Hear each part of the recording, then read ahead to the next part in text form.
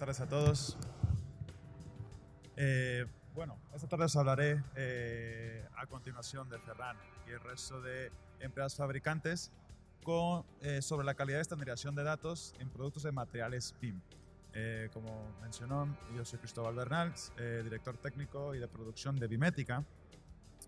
¿Y nosotros qué hacemos como empresa? Nosotros somos una consultoría BIM dedicada a acercar el contenido BIM de fabricantes a los profesionales de la construcción, porque creemos que al contar con bases de datos estructurados de calidad en forma de elementos BIM accesibles a profesionales, a todos nosotros nos ayuda a gestionar y a desarrollar mucho mejor cada proyecto en el cual estemos involucrados. Y para ello, aparte de desarrollarlo, contamos con nuestra web que tiene la filosofía, digamos, Google, lo cual es gratuita para registrarse y para descargar tantos objetos sean necesarios para el proyecto. Al igual, también contamos con el servicio de que si no contamos con el objeto, no está disponible en el formato adecuado, también nos lo podéis solicitar para su desarrollo. Y bueno, no diré más de lo que es BIM, solamente que esta es nuestra imagen de lo que BIM debe representar, la capacidad de poder tener el desarrollo de un proyecto no solamente de una manera visual, sino también el equivalente en datos. Y ante esto, ante la cuestión de hablar de calidad y estándares, tuve que recordar cómo empezamos en esa trayectoria. Y recordé este antiguo mapa, el antiguo mapa BIM, que a partir del aproximados de principios del 2000-2001, ya en Estados Unidos se había conformado una gran densidad de personas que estaban trabajando en lo que podría haberse llamado, o bueno, en aquel entonces se llamaba Virtual Design and Construction. Se hablaba un poco de los beneficios que podía dar ArchiCAD y Autodesk, que estaba surgiendo con el tema de BIM, al igual que Allplan trabajaba con, Nemetschek trabajaba con Allplan y Ecosim también está implementado. Pero aún no, como industria, todavía no podíamos saber cómo utilizar estas herramientas adecuadamente, al igual de la propia manera de cómo podríamos colaborar con ellas. Entonces podemos ver que en Estados Unidos se estaba utilizando de una manera libre, al igual que en el norte de Europa, Australia, Singapur, y bueno, en vías de desarrollo estábamos aquí en el resto de Europa y en Latinoamérica. Pero como bien sabemos, en BIM existe la capacidad de poder desarrollar contenidos que reflejan productos reales para la construcción. Y en esas fechas, esta capacidad se utilizó más como representación geométrica de productos. Trabajábamos en desarrollar modelos fieles geométricamente para poder representarlos y poder colocarlos en nuestro proyecto 3D. Es decir, pensamos con una manera avanzada del CAD. Y ante esto, creo que la referencia clásica ha sido el portal de Revit City, que no sé si lo conocéis. Fue un portal abierto a la comunidad para que cualquier profesional, cualquier persona que trabajase en Revit pudiera subir sus propios elementos, sus propias familias desarrolladas. Esto trajo sus consecuencias. La primera fue modelos que eran una obra de arte. Había cualquier cantidad de desarrollos, desde mesas hasta esculturas. Bueno, esta escultura la hemos desarrollado nosotros, pero que tenían tanto detalle que eran un proyecto por sí mismo. Eran muy complejas, estaban muy curradas, muy bien trabajadas, y eso, aparte de la visualización que nos prestaban, no daba más. Y esto hacía que el archivo fuera demasiado pesado como para incluir en un proyecto, o a la hora de incluirse en un proyecto, la máquina tronaba, teníamos que reiniciar el software. Cuando abríamos la ventana de datos, veíamos que el dato era inexistente, ni siquiera estaba en la categoría adecuada y por lo tanto no estaba bien estructurado. Y a partir de esto, este portal ha sido vetado en muchas de las oficinas de arquitectura, ingeniería y construcción. Esto fue lo que yo llamo la primera ola de BIM. Esto comenzó a cambiar a partir del 2008 cuando surgió el primer libro sobre cómo desarrollar objetos en Archicad con lenguaje GDL. Al igual que también salieron las manuales de mejores prácticas de cómo desarrollar familias para Autodesk. Y bueno, hay bastante literatura que uno puede tomar en cuenta para desarrollarlo. Al igual, también como industria se tomó un poco más en cuenta los catálogos de estandarización, de codificación, más allá de lo que puede ser la prescripción. Se evaluó la necesidad de nuevo por parte de la AEA de establecer los códigos de IPD y también el recién utilizado sistema COBIE. Además de darle un nuevo aire a lo que es OmniClass, el sistema de NBS inglés, también el Uniclass, el EC y el E-Class. Todos estos bases de datos o estructuras de datos ya existían antes, pero no eran asociadas automáticamente a los modelos en BIM. ¿Y qué es lo que se detectó? Que había un enlace directo entre lo que podría ser un profesional con el producto de un fabricante. La necesidad de poder trabajar conjuntamente para llevar a cabo un proyecto de la manera más eficiente. Entonces, este contenido BIM, este producto, era una manera de poder llegar tanto hacia los datos necesarios, hacia poder conocer el resto de la serie de productos o el catálogo, e incluso también contactar al fabricante. Y ahora estamos en lo que yo llamo la segunda ola de BIM. De hecho, estamos terminando la segunda ola de BIM. ¿Por qué? Porque ahora hemos tomado en cuenta la manera en la cual desarrollamos los objetos. Ya tomamos en cuenta su peso, su configuración y los datos que se incluyen. ¿Por qué? Porque esto es lo que nos aporta la calidad. Ya podemos distinguir que para que una ventana o una puerta sean utilizadas y pueda llegar desde el inicio de un proyecto al final, tiene que estar configurada de una manera adecuada con los datos y al igual que tengan su estructura sea coherente. Y también, adicionalmente, es poder reconocer qué tipos de elementos pueden darnos más prestaciones. Porque al igual, no todos los elementos en BIM, no todos los productos de la construcción son iguales ni requieren la misma cantidad de información ni las mismas habilidades. Y por ello, trabajamos mano a mano con los fabricantes para poder llevar a cabo las mejores prestaciones de la marca del producto y las habilidades del software para desarrollar el mejor contenido posible. Y entonces llegamos a este tipo de estandarización, la clasificación de los objetos. Esto es algo muy, muy importante, el poder abarcar la usabilidad del producto en BIM bajo los estándares del IFC, también tomando en cuenta ACOBIE, los estándares y prácticas de los colegios de arquitectos, el OmniClass, el E-Class y el Uniclass.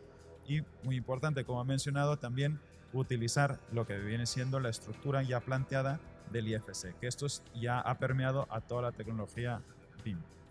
Y así podremos visualizar no solo lo que viene siendo el proyecto terminado, sino también podemos tener distintas visualizaciones de datos según nuestro interés. Y esto es lo que nosotros definimos como calidad, la conjugación de la información y la usabilidad. El poder tener una visualización adecuada, una geometría aceptable, los datos con una estructura adecuada y que estos puedan interactuar adecuadamente con el proyecto para poder analizarse y poder refinarse. Y esto nos lleva a hablar de la evolución también de los niveles de desarrollo o los OLD. Esto es un modelo ya bastante conocido de las 5 clases iniciales, que ahora son más, y de hecho se está trabajando en una estandarización también de los niveles de desarrollo, en los cuales podemos ver que del nivel de desarrollo 100 a 200, en nivel 100 a 200 hablamos de lo que viene siendo el modelaje, bueno, incluso llegando a nivel 300, lo que puede ser la especificación de proyecto. A partir del nivel 200 hablamos de la gestión de los datos hasta llegar al nivel 500, que viene siendo el proyecto terminado y construido. Y a partir del nivel 500 ya hablamos de mantenimiento de estos datos. Y ahora, lo que incluso estamos haciendo es definir más allá del nivel de desarrollo a incluir el nivel de definición, el nivel de información, como había mencionado anteriormente Ferran, y el nivel de geometría. Todo esto para los diferentes elementos del modelo. Visto de otra manera, ¿cómo podemos trabajar con esos datos en el tiempo? Si igual volvemos a ver la misma escala de nivel 100 a nivel 500, vemos cómo se va incluyendo más información. Es cierto, no requerimos toda la información desde un inicio, pero sí tenemos la necesidad de incluirla hacia el final. ¿Qué momento la necesitaremos? Esto depende del proyecto. Y ahora, en la cuestión de datos, es muy importante tener la estructura adecuada para recibir estos datos. Estos datos pueden estar o no, pero esto también lo dicta lo que viene siendo el nivel de desarrollo actual del proyecto. Y ante esto, Bimética ha valorado los grados que puede tener un modelo en BIM. El primer grado, el grado inicial, viene siendo el del producto de una marca que contenga los datos técnicos y la configuración adecuada de su uso, en sí que sea utilizable de una manera fácil. Segundo grado, el lenguaje, a dónde va a estar destinado, a qué país o qué región. El tercero, qué certificaciones cumple. Obviamente tiene que tener una certificación para poder ser prescrito. Cuarto, la localidad o la normativa a la cual tiene que aplicar, si es apto para incluirse en un proyecto o no. Cumplir con los requerimientos del proyecto. Y por final, también tener una capacidad de venta o de compra-venta y su instalación. Y a partir de ello, tener el soporte técnico necesario del fabricante para poder dar la mejor calidad posible. Tomando estos grados en cuenta, hemos desarrollado lo que llamamos nuestra matriz paramétrica, en la cual reunimos todos los campos necesarios de todos los elementos BIM y los hemos cuadrado para que podamos distinguir de una manera fácil cómo podemos identificar la categoría, su configuración, los campos informáticos, el tipo de software, lenguaje, región, y adicionalmente también trabajamos con el fabricante para que nos aporte los datos técnicos, comerciales, de venta y soporte necesarios para dar la mayor calidad a los productos en BIM. Esto viene a raíz del continuo apoyo de estas instituciones nacionales e internacionales, como pueden bien ser la organización Building Smart y también el capítulo español, la Comisión Española de BIM, el CEN TC 442 y el ISO TC 59, y además lo que es muy importante, el diccionario de datos de la Building Smart, lo cual es algo que nos permite llevar a hacer que BIM no solo sea un tema anglosajón o un tema nacional, sino que sea mundial. Y bueno, ahora estamos a punto de ingresar a lo que llamo yo la tercera ola de BIM, que esto se llama el contenido BIM integrado o el desarrollo de proyectos BIM integrados. Este es un pequeño esquema de cómo podemos ver que cada fabricante ya ha podido clasificar sus propios datos de una manera estructurada, a la vez que tenemos portales de descarga y de promoción de productos como puede ser Bimética con su propia base de datos.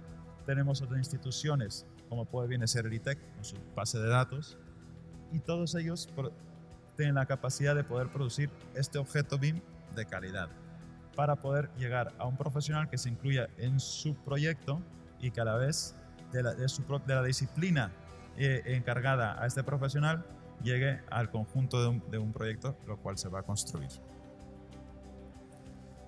El objetivo es lograr plantear un elemento BIM que pueda pasar de genérico a fabricante y que pueda ser construido. Este es una de las principales metas. Y la segunda meta es que, aparte de ser analizado y prescrito, que también sea adquirido e instalado. En la realidad, este pequeño diagrama se parece a esto. Es un poco más complicado. ¿Por qué? Porque los datos fluyen. No un solo profesional no necesita todos los datos, sino que son toda una cadena de diferentes profesionales de diferentes disciplinas que requieren cierto tipo de información en cierto momento. Que esto es lo que viene a decir el nivel de desarrollo. Pero Como he mencionado, el objetivo tiene que ser más directo. Y el directo es llegar a poder tener bases de datos de productos fiables para poder incluirlas en productos y al final, en proyectos y al final poder construir con ellos. ¿Y esto qué nos implica? Implica que tengamos un trabajo continuo para el desarrollo de un proyecto entre profesionales y fabricantes, con asistencia de todos los actores suplementarios como puede ser Bimétrica y también las instituciones requeridas como puede ser el ITEC, para poder llegar a trabajar en BIM plenamente. Y esto requiere también comunicación, porque al final BIM es de comunicación y colaboración. Y además dar asistencia al proyecto, porque lo que importará es la base de datos final o el entorno de datos comunes en el cual se va a gestar este proyecto. Aunque podemos tener bases de datos diferentes, externas, cada proyecto debe de contar con su propia base de datos. De hecho, este sería el siguiente tema a debatir, de quién tiene la autoría de tales datos. ¿Vale? Y esto creo que llegará a ser el final de la tercera ola, o quizás hablaremos de la cuarta ola. Muchas gracias.